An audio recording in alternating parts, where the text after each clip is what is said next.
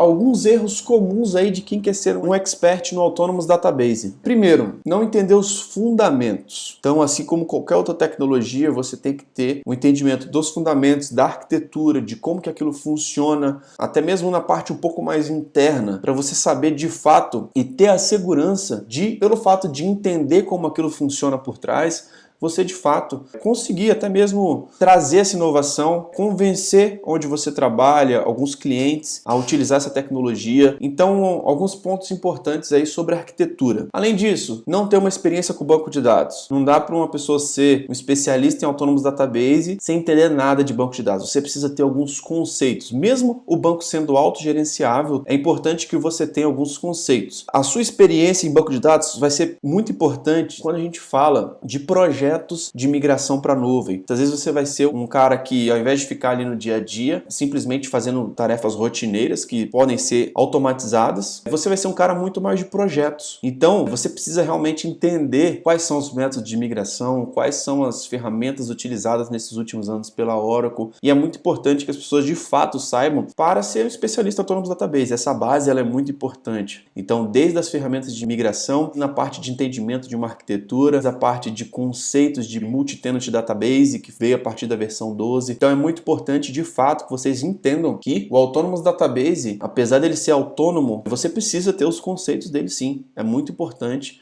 para que você seja um especialista. E a única diferença é que as atividades que normalmente eram feitas por um DBA júnior, por um DBA com menos experiência, aquelas tarefas mais manuais, tarefas rotineiras, essas coisas não tem mais. Mas a parte conceitual e toda a parte aí de gestão de um projeto novo, você vai ter que ter. Você vai ter que ter uma experiência, vai ter que ter um know-how de como migrar um ambiente atual para a nuvem, quais os métodos de migração, quais os métodos de movimentação de dados, quais são os pré-requisitos para um Autonomous Database para que você consiga fazer os ajustes no seu ambiente atual para que ele consiga se tornar um ambiente totalmente na nuvem, totalmente autônomo. E um outro terceiro erro que eu acho muito comum é não buscar certificações. A certificação, ela tem um objetivo muito importante que muitas vezes é distorcida pelo mercado. Um dos principais objetivos da certificação é testar o seu nível de conhecimento. Então é entender que nível que eu estou hoje. Então muitas vezes tem gente que acha que sabe muito e muitas vezes não está sabendo tanta coisa assim. E às vezes quando chega dentro de um projeto, dentro de um cliente, muitas vezes é surpreendido por não saber de fato resolver e estar à frente de um projeto onde surgem muitas dúvidas e você vê que realmente você não tem o conhecimento suficiente para estar naquele cargo, para estar à frente daquele projeto. Além disso,